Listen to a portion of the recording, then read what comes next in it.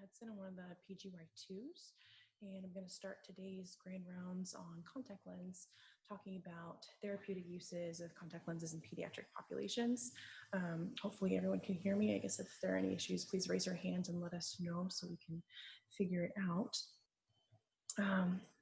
So an overview of my talk, to show you where we're going to go, I just want to briefly start out by talking about general indications for contact lens uses in children, talk a little bit about their outcomes and some of the drawbacks of using contact lenses in children specifically, and then use a couple of cases from patients seen recently here at Emory to talk about specific uses of pediatric contact lenses for both corneal protection and correction of irregular astigmatism.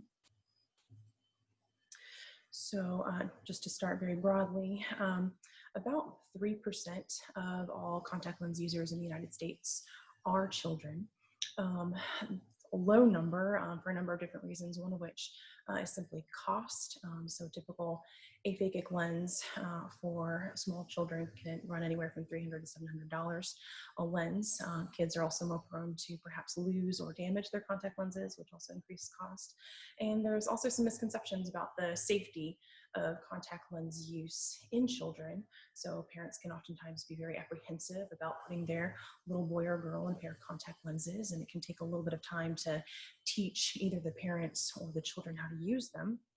That being said, the average age of kids using contact lenses is about 13 years old, but children as young as 7, if with a certain degree of maturity, can be taught to insert and care for contact lenses of their own. There's also been a number of studies looking at overall success rates of contact lens use in children, and the outcomes are very similar actually to adult populations.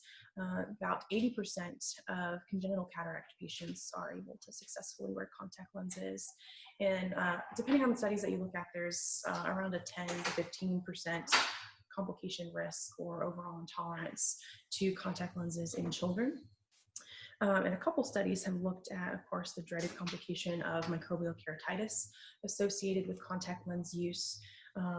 Some studies I found looked at 8 to 12-year-olds versus 13 to 17-year-olds. In the 8 to 12-year-old group, there were about 97 per 10,000 patient-year cases of keratitis, versus about 335 per 10,000 patient years in the older age group. Some studies also showed slightly lower numbers, but overall, those numbers are very comparable to complication rates of adults wearing soft contact lenses overnight. So overall, contact lenses can be very safe and effective in kiddos. Very broad categories of uses for contact lenses. First of all, of course, aphakia. Glasses are not always feasible in the smallest of kids. And also there's some thought that the magnification from spectacles may prevent the development of binocularity in these small children. For kids with vastly differing refractions in both eyes, contact lenses can help to avoid anisoconia and the complications from that. Although there's a little bit less evidence for this than traditional patching, high plus lenses can be used to penalize better seeing eyes in patients with amblyopia. And for kids with photophobia, whether it be from aniridia, iriscoloma, a number of other conditions, tinted contact lens can be much more cosmetically acceptable than a very obviously tinted pair of glasses, especially when you're trying to get through school. But the ones that I want to talk about today, and which we'll be touching on also later in grand rounds, are using contact lenses specifically to help protect the corneal surface in a number of different conditions and to correct irregular astigmatism, again, stemming from a vast number of different congenital and acquired causes. So to get into our first case, this is a 6-year-old little boy who was first brought into oculoplastics clinic, given that his parents and his initial eye doctor had noted some lagophthalmos on the right-hand side. This child had a history of hemifacial microsomia, which of course can be associated with malformations of the eyes, ears, facial nerves, etc. On his exam, initially, he had visual acuity of 21,000 in that affected eye on the right side, 20/20 in the left. Some clear lagophthalmos, which you can see in the photo here, a central corneal scar, corneal edema, and an ulcer as well in that right eye. He was taken later that same week for central tarsorrhaphy of the right eye and punctal plug of the right lower lid as a temporizing measure until goal weight could be approved by insurance, which finally was about a month later, and that gold weight was placed. And he also underwent right upper lid electrolysis to correct some trichiasis there as well. It must have gone fairly well because it was about 2 years before he presented again. But mom did bring him in last fall, having noticed over the preceding few months that there had been a change in the appearance of the scar on that right upper lid, and that he was also intermittently having some redness and discharge from that eye. His acuity at that time was 2300 in the right, 20/30 in the left, and at that time had an entropion, still with that paracentral corneal scar, a new small epi defect, corneal polarization, still with persistent lag, but with an intact Bell's reflex, and overall significantly decreased corneal sensation. On close follow-up, the epi defect had healed, but was still with some inward turning of those lashes. And he did undergo right upper lid blepharoplasty with crease fixation and electrolysis again the following month. He was then referred to Pediatrics and also to contact lens for further management, especially given his decreased corneal sensation. And in his PEDS visit, he was noted again to have this 2 millimeter dense central corneal scar, no corneal sensation, with cranial nerve 5 and 7 palsies and fairly significant irregular astigmatism. And his first appointment with the contact lens clinic, he was found to have stable vision around 2400, 2025. That dense central scar, which you can see on topography here, was causing quite irregular astigmatism with this central scarring and some inferior corneal flattening here, with max K here of 62.4. Kind of inferiorly here. So this is contact lens grand rounds. What kind of contact lens do we put him in? Before I dive too much in the specific choice for this child, I wanted to back up a little bit and talk about overall choices with contact lenses for the residents, and if there are any medical students chiming in today. And focusing on, of course, their primary indications, but then also some of the uses that might be, some of the uses for therapeutic and bandage purposes. So, of course, the type of contact lens that the vast majority of people think about, and the vast majority that is used in both adults and children would be soft contact lenses. Drawbacks to this, of course, is that they have relatively low oxygen permeability, especially compared to silicone lenses or rigid gas permeable. And they're only able to mask a slight degree of corneal irregularity. Hydrogel and silicone lenses have a higher degree of oxygen permeability, especially silicone lenses, and for that reason they can be used for more extended wear.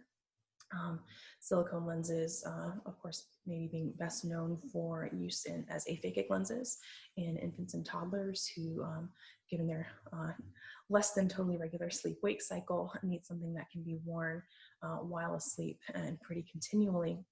And they can also be used for bandage contact lenses in the cases of corneal abrasions or with filaments, etc.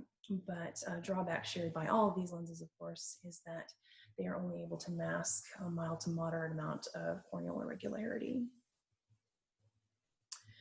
The counterpart to soft contact lenses, of course, is the rigid gas permeable. Indications being correction of irregular astigmatism and for corneal protection. So we'll talk a little bit more, especially about this first part in our second case. These overall have a much higher oxygen permeability, can require a little bit more patience in terms of fitting and accommodation to these lenses, but they are available in a wide variety of different diameters, ranging from RGP lenses that sit fully on the cornea to corneoscleral, mini-scleral, and full scleral size lenses, which can range from 18, 20 millimeters or more in diameter. There are a number of different patented variations of RGP lenses, one of which worth mentioning in terms of today's talk would be the PRO system, the prosthetic replacement of ocular surface ecosystem lens, which is completely customizable and indicated for those patients whose corneas are highly irregular and distorted.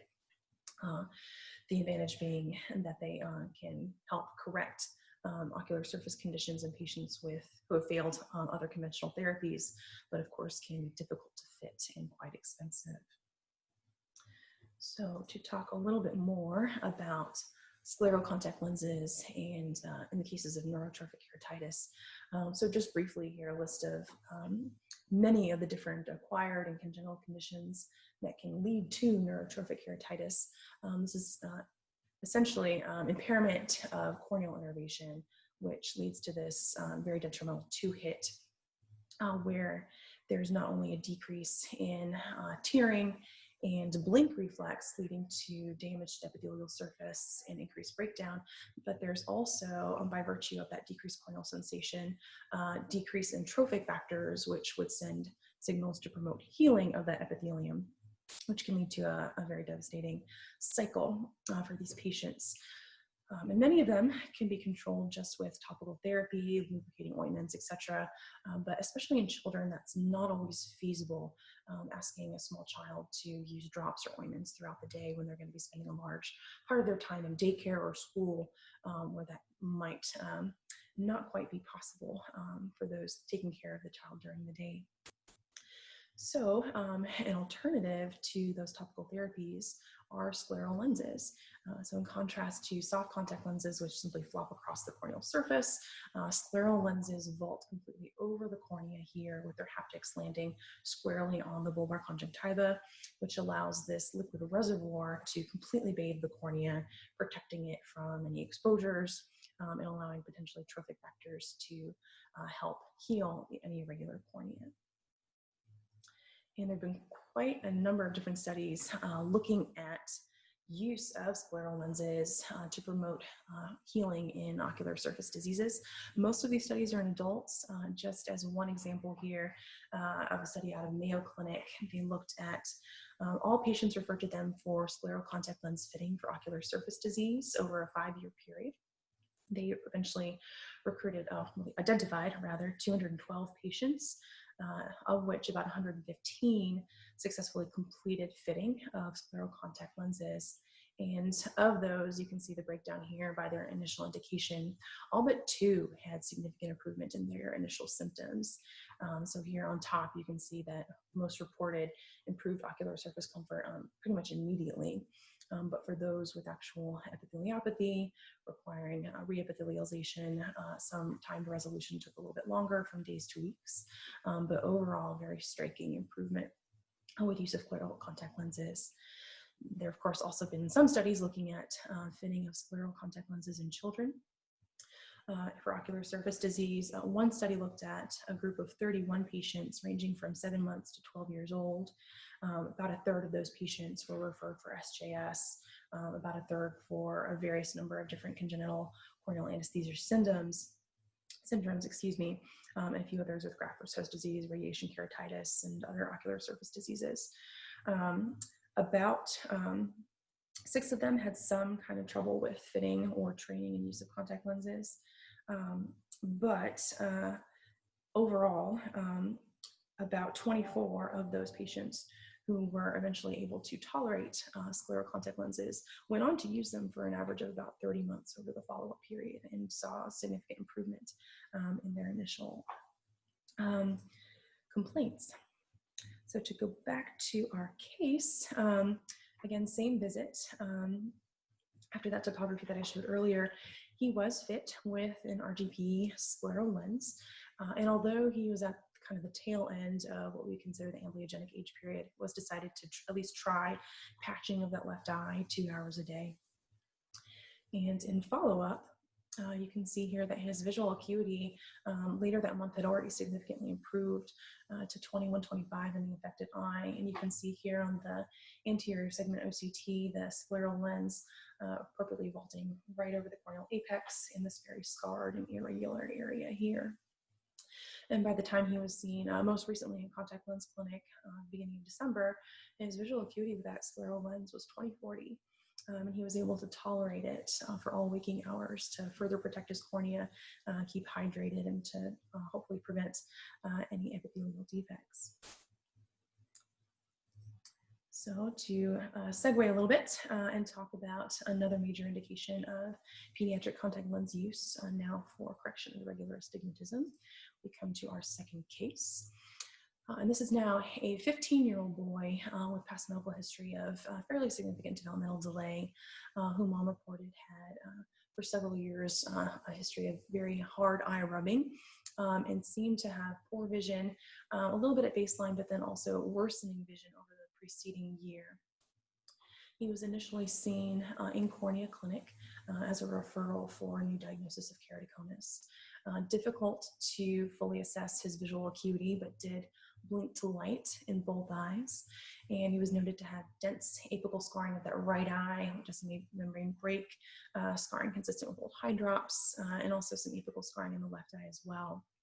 There was a long discussion with the parents about general treatment options for keratoconus. Of course, cross-linking was mentioned, contact lenses were mentioned, although he would be a very difficult case to manage. At that time, parents just wanted to observe and consider the options a little bit more. He was still referred to contact lens clinic. He was seen later in July of last year.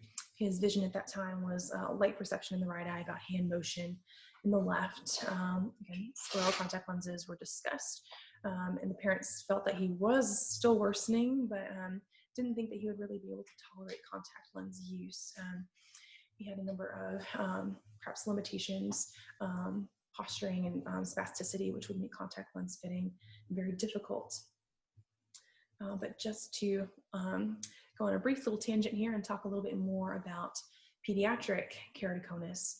Of course, general risk factors for keratoconus include being male, having a history of allergies, vernal keratoconjunctivitis, a history of family history of keratoconus as well, can be also associated with Down syndrome in particular, and connective tissue disorders like Marfan's.